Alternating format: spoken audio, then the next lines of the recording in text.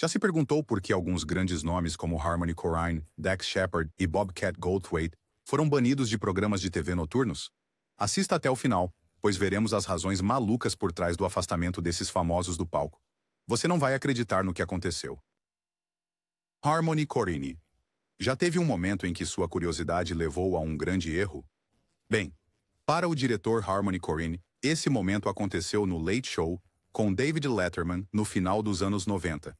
E isso lhe custou um lugar no programa por anos. Korine, conhecido por seu filme posterior, Spring Breakers, não era estranho a comportamentos incomuns e imprevisíveis, especialmente durante seus dias selvagens, quando frequentemente estava sob efeito de crack e heroína.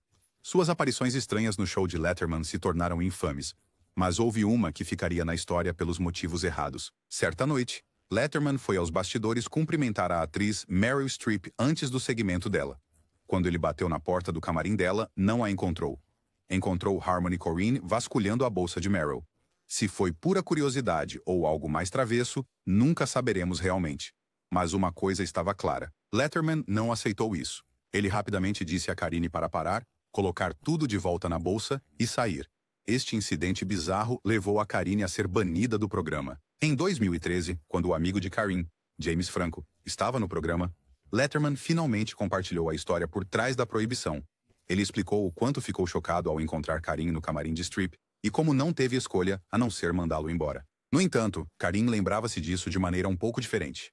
Ele alegou que a proibição foi porque ele empurrou Meryl Streep nos bastidores, mas Letterman deixou claro que foi, na verdade, por causa do incidente da bolsa. Mas aqui está a reviravolta.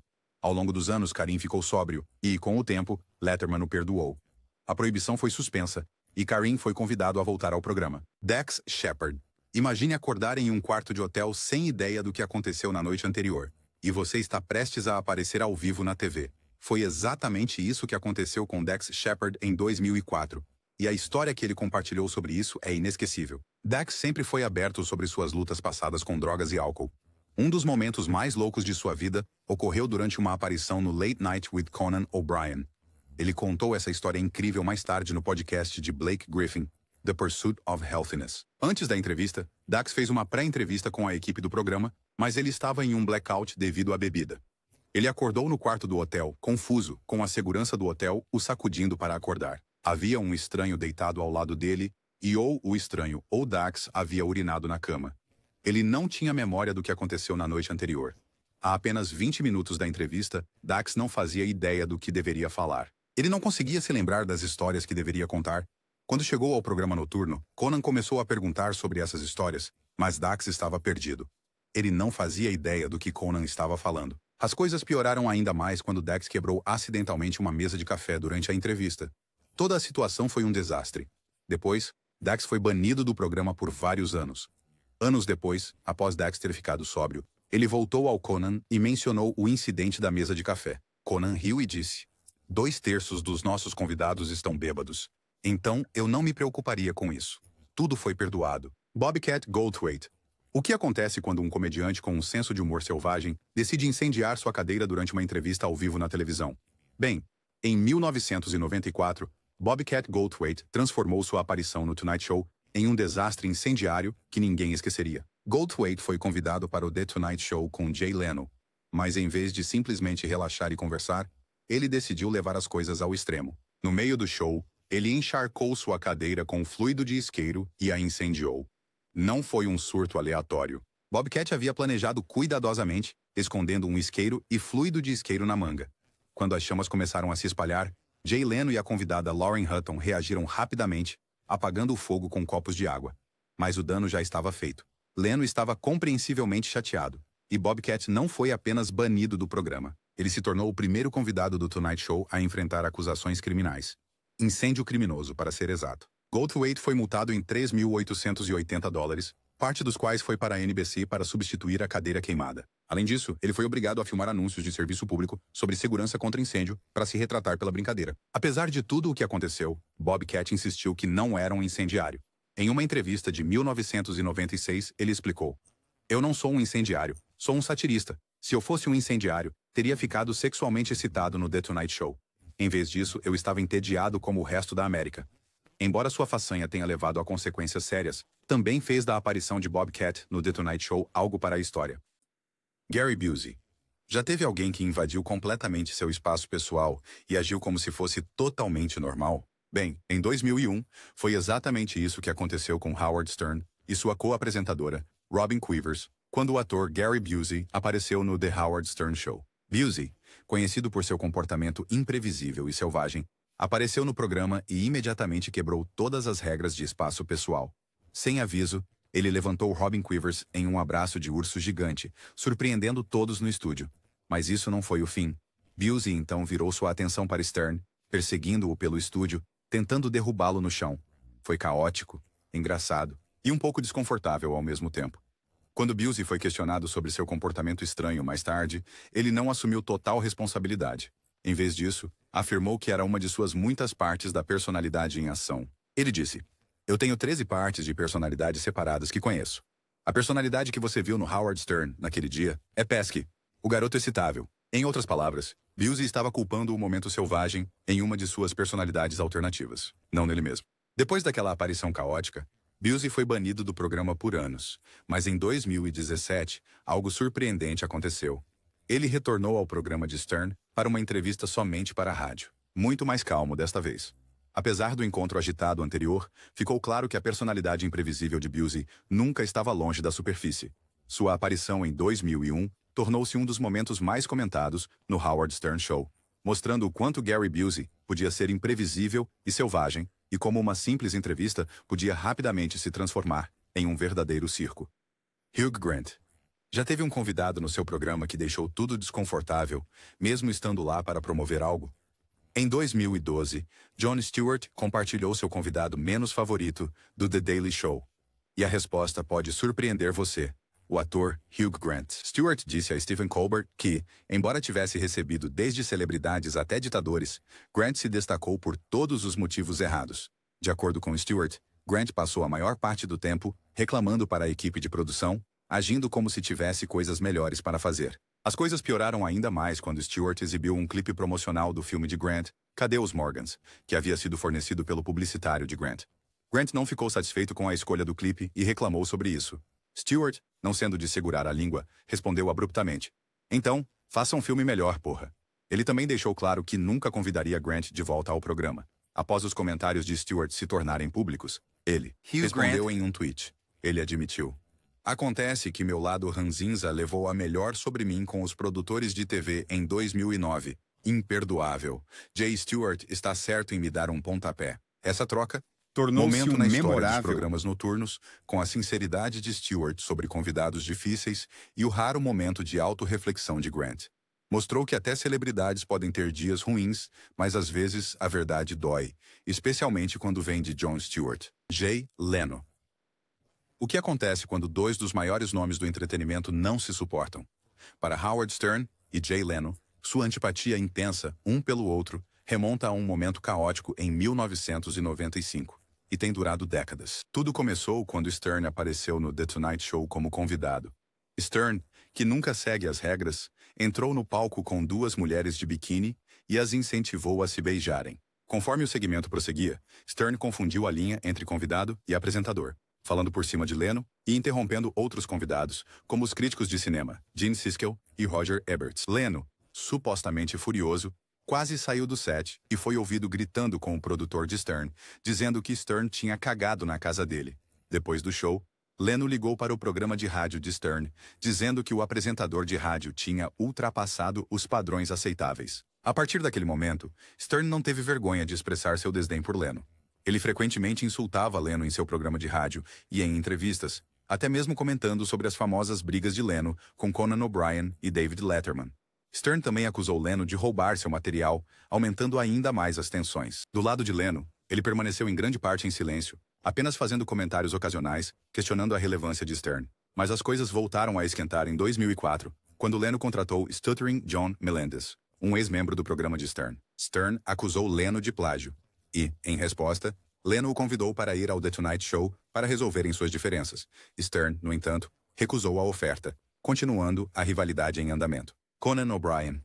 O mundo da televisão noturna foi abalado em 2010 por uma amarga rivalidade que ocorreu na TV nacional, envolvendo duas de suas maiores estrelas, Jay Leno e Conan O'Brien.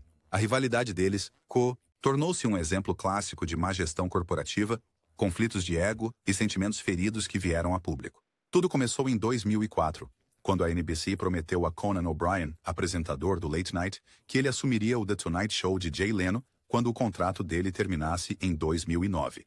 Esta era uma grande oportunidade para Conan, que tinha trabalhado arduamente para subir na carreira. Mas quando chegou o momento, Leno não estava pronto para deixar o cargo. Ele não aceitou bem a ideia de perder o The Tonight Show, o trono noturno que ele comandava desde 1992. Para manter tanto Leno quanto Conan no NBC, a emissora elaborou um plano. Eles lançaram o Jay Leno Show, um programa em horário nobre em 2009. Mas as audiências foram decepcionantes, e a situação ficou ainda mais complicada quando o NBC decidiu mover o programa de Leno para o horário de Conan, empurrando The Tonight Show para meia hora mais tarde. O resultado? As audiências de Conan caíram e a NBC teve que pagá-lo para sair. Enquanto isso, Leno estava de volta ao The Tonight Show, mas o dano já estava feito. O público o via como alguém que não queria largar, e ele foi criticado por não se afastar graciosamente. Conan, que ficou de coração partido com toda a experiência, disse em entrevistas que já tinha seguido em frente. Ainda assim, quando perguntado se ele convidaria Leno para seu novo programa na TBS, a resposta de Conan foi firme. Não, há certas coisas que eu não farei, independentemente do preço. Kathy Griffin. Kathy Griffin não é estranha à controvérsia. Desde despir-se em TV ao vivo, até postar uma foto chocante de um presidente Donald Trump decapitado, ela sempre ultrapassou limites. Mas com essa fama vem um preço. Griffin foi banida de vários programas de TV populares. Por exemplo, ela foi banida do The Late Show por falar palavrões em excesso, embora essa proibição tenha sido posteriormente suspensa. Ela também se meteu em problemas no Today após zombar dos apresentadores e no The View, quando contou uma piada inapropriada sobre Howard Stern e Barbara Walters. Nem o programa da Ellen DeGeneres era mais um lugar para ela, especialmente depois que Griffin acusou Ellen de ter um comportamento mau e de não apoiar as mulheres. Mas Ellen discordou da ideia de bani-la. Em uma entrevista, Ellen disse: "Eu não a bani do programa. Você tem que estar no programa para ser banida." Parecia que não havia uma proibição oficial, apenas uma simples falta de convites. Griffin parecia entender essa regra não dita de estar banida. Em suas memórias, ela explicou: "Não é como se alguém te dissesse que você foi banida. Você apenas percebe quando para de ser chamada para o programa." Ela até compartilhou como foi convidada algumas vezes para o Late Night com Conan O'Brien, apenas para ser ignorada por 10 anos depois. É uma forma sutil de dizer que você não é bem-vinda, mas Griffin aprendeu a conviver com isso. Oprah Winfrey. O que você faz quando está envolvido em uma rivalidade antiga, mas não tem ideia de como ela começou? Essa é exatamente a situação em que Oprah Winfrey e David Letterman se encontravam. Por 16 anos, tiveram uma rivalidade estranha e silenciosa, e nenhum deles conseguia descobrir onde a tensão começou. Tudo começou em 1989, quando Oprah apareceu no Late Night com David Letterman. Após essa entrevista, Oprah decidiu parar de participar do programa, embora Letterman continuasse a convidá-la. Mas nem Oprah nem David conseguiram explicar o que deu errado. Em 2005, Oprah finalmente retornou ao programa de Letterman para esclarecer as coisas, mas a causa do desentendimento ainda era incerta. Oprah perguntou a ele: "Você poderia me dizer, por favor, Frank, honestamente, o que aconteceu?" Nunca tive uma rixa com você por um momento sequer." Letterman parecia igualmente confuso. No entanto, em 2010, durante uma entrevista com Jon Stewart, Letterman compartilhou sua própria teoria. Ele acreditava que Oprah poderia tê-lo odiado por causa de um incidente durante o almoço. Enquanto ambos estavam de férias, Letterman viu Oprah comendo no mesmo restaurante e disse ao garçom que Oprah pagaria sua refeição. Aparentemente, a aborreceu. E muitas pessoas achavam que isso poderia ser a causa do relacionamento tenso deles. Não foi até 2013 que a rixa pareceu realmente terminar. No programa Next Chapter da Oprah, ela explicou por que ficou tanto tempo longe do programa do Letterman. Ela compartilhou que sua primeira aparição no Late Night foi uma experiência horrível. A plateia era barulhenta, e uma pessoa continuava gritando: "Pega ela, Dave." Oprah se sentiu desconfortável e achou que Letterman estava incentivando o caos. Ela não queria passar por isso de novo, então ficou afastada. No final, Oprah e Letterman esclareceram a confusão, pondo a suposta rivalidade para descansar após todos esses anos. Vivica A. Fox já teve um momento em que uma conversa saiu totalmente dos trilhos e você simplesmente teve que se afastar? Foi exatamente o que aconteceu entre Vivica A. Fox e Jimmy Kimmel durante sua aparição no Jimmy Kimmel Live em 2005. A entrevista começou de forma complicada, quando Kimmel apresentou Fox listando seu currículo impressionante. Mas então, com um sorriso malicioso, ele acrescentou: "E o mais angustiante de todos, dama de honra de Star Jones." Isso não foi bem recebido. Com Fox, que estava no programa para promover seu novo filme no Lifetime, Missing. Ela não achou a piada sobre sua amiga, Star Jones, engraçada de forma alguma. Fox rapidamente confrontou Kimmel, dizendo a ele que não estava achando graça. Kimmel, tentando aliviar o clima, respondeu: "Funciona para os dois lados. Estou desesperado para fazer isso funcionar." Mas Kimmel não desistiu e continuou mencionando Jones, o que só piorou as coisas. Cansada, Fox levantou-se e saiu do set, deixando Kimmel com uma cadeira vazia e um silêncio constrangedor. O incidente foi desconfortável, para dizer o mínimo. E anos depois, Kimmel não esqueceu. Ele até chegou a dizer que Fox era a única convidada que ele jamais chamaria de volta. O que começou como uma simples piada, se transformou num momento que ambos provavelmente prefeririam esquecer. Às vezes, o que começa como uma tentativa leve de humor pode rapidamente se transformar em uma confrontação constrangedora, que ninguém espera. Madonna. Imagine ter uma rivalidade de longa data com alguém conhecido publicamente, onde uma das pessoas nem sabe por que a tensão existe. Foi isso que aconteceu entre Piers Morgan e Madonna, criando um conflito bizarro e unilateral que se desenvolveu na mídia. Piers Morgan não escondeu seus sentimentos sobre Madonna. Ele deixou claro em várias ocasiões que ela não era bem-vinda em seu programa na CNN, Piers Morgan Tonight. Ele a chamou de entediante e irritante. E quando foi solicitado a explicar, ele compartilhou algumas histórias estranhas do passado deles. De acordo com Morgan, ele e Madonna nunca se deram bem, apontando alguns incidentes estranhos. Um momento de lançamento de pão em Londres nos anos 90, um encontro em um hotel no Festival de Cinema de Cannes e uma discordância em um pub de propriedade do ex-marido dela, Guy Ritchie, onde o irmão de Morgan trabalhava. Apesar de Madonna não responder à proibição e permanecer em silêncio sobre o assunto, Morgan não parou de criticá-la. Ele a chamou de muito vegana para a TV e disse que não havia motivo para falar com Madonna quando ele poderia entrevistar Lady Gaga. Quando Madonna tuitou sobre a promoção de seu novo álbum, Morgan tuitou novamente, lembrando-a de que ela ainda estava banida de seu programa. A disputa deu outra reviravolta quando o empresário de Madonna postou uma foto de um e-mail da equipe de Morgan convidando Madonna para aparecer em seu programa. Morgan rapidamente explicou que o convite era para seu programa no Reino Unido, não o dos Estados Unidos. Mas no final, ele conseguiu deixar claro que Madonna estava banida de ambos os programas. O que começou com algumas palavras duras transformou-se em uma estranha troca de farpas, com Piers Morgan deixando claro que não era fã da Madonna e que não ia deixar isso passar. Bill Hicks. O que é preciso para um comediante ser banido de um grande programa de TV? Para Bill Hicks, foi o seu humor ousado e transgressor que foi considerado controverso demais para ir ao ar. Entre 1984 e 1993, Hicks fez 11 aparições memoráveis no Late Night with David Letterman. Mas quando apareceu no recém-movido Late Show em 1993, sua 12ª apresentação foi considerada excessiva para a CBS exibir. Apesar de ter recebido uma resposta positiva tanto do público quanto de Letterman, o número de Hicks foi cortado do show, substituído por outro comediante. O motivo? A CBS achou que seu material era muito controverso para a televisão em horário nobre. Hicks sempre acreditou que a comédia deve desafiar o status quo. Ele se via como alguém que precisava dizer verdades incômodas, frequentemente questionando as normas sociais. Naquela noite, ele fez piadas sobre temas tabus, como os pró-vida, o coelhinho da Páscoa e até mesmo crucifixos. Uma das suas frases mais memoráveis foi sobre cristãos usarem cruzes, perguntando se Jesus realmente gostaria de voltar e ver as pessoas ainda usando-as. Ele brincou: "Talvez seja por isso que ele ainda não apareceu. Vou voltar como um coelhinho." Na época, Hicks não compartilhou que havia sido diagnosticado com câncer no pâncreas, que tragicamente tiraria sua vida em 1994. A decisão de cortar sua apresentação foi minimizada, com a CBS culpando os produtores do show.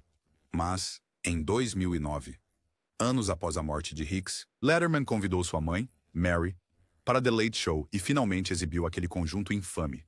Foi um momento poderoso na comédia, dando a Hicks o reconhecimento que ele merecia. Seu humor não era apenas para risadas, mas para desafiar as pessoas a pensarem de forma diferente, não importando o quão controverso isso pudesse ser. Kelsey Grammer já testemunhou uma celebridade sair de um set de TV por causa de um pequeno erro? Foi exatamente isso que aconteceu quando Kelsey Grammer apareceu no Piers Morgan Tonight em 2012. Grammer foi ao programa com um pedido: não mostrar nenhuma foto de sua ex-esposa, Camille Grammer Meyer. Embora estivesse disposto a discutir sobre sua terceira esposa e o divórcio amargo, ele não queria que nada relacionado ao seu casamento passado fosse mencionado. No entanto, quando uma foto de Camille apareceu durante os créditos de abertura do programa, Grammer ficou imediatamente chateado. Ele levantou-se e saiu do set momentos antes da entrevista começar. Piers, Chris Morgan foi pego de surpresa. Ele tweetou: "Então, Kelsey Grammer viu uma foto de sua ex-esposa, Camille, na abertura do nosso show e fugiu. Extraordinário. Nunca aconteceu isso antes. Eu gosto do Kelsey Grammer pessoalmente, mas isso foi algo chocantemente antiprofissional de se fazer. Eu nem ia mencionar a ex-mulher dele." Em resposta, o publicista de Grammer, Stan Rosenfield, defendeu o ator. Ele disse ao The Hollywood Reporter: "Pierce precisa assumir a responsabilidade pelo que fez ao Kelsey. Isso se chama responsabilidade." Morgan, impassível, anunciou que Grammer agora estava banido de retornar ao seu programa. Mas Grammer parecia desinteressado em fazer as pazes, com Rosenfield acrescentando: "Já emitimos uma declaração e não vamos participar dessa troca." Jack Mason. Já se perguntou como um pequeno erro pode quase acabar com a carreira de um comediante? Foi exatamente isso que aconteceu com Jack Mason em 1964, após um incidente no The Ed Sullivan Show. Mason já tinha ganhado atenção significativa por suas aparições no programa, mas durante uma apresentação, as coisas tomaram um rumo errado. Enquanto estava no palco, Mason viu Ed Sullivan fora da câmera, fazendo um gesto com 2 dedos, sinalizando que Mason tinha 2 minutos restantes. O show estava sendo encurtado para abrir espaço para o discurso do presidente Lyndon Johnson. Em resposta, Mason apontou de volta para Sullivan com o polegar e o dedo indicador. Infelizmente, da perspectiva de Sullivan, parecia que Mason estava fazendo um gesto obsceno para ele. Indignado, Sullivan imediatamente baniu Mason do programa e cancelou seu contrato para mais 6 apresentações agendadas. As consequências desse incidente foram sérias. Mason achou difícil conseguir outras reservas em televisão, e o dano à sua reputação foi severo. Ele até processou Sullivan por difamação, embora o caso tenha sido eventualmente arquivado. Mas depois de 2 anos, Sullivan percebeu o mal-entendido e suspendeu a proibição. Ele convidou Mason de volta ao programa e pediu desculpas publicamente pelo mal-entendido.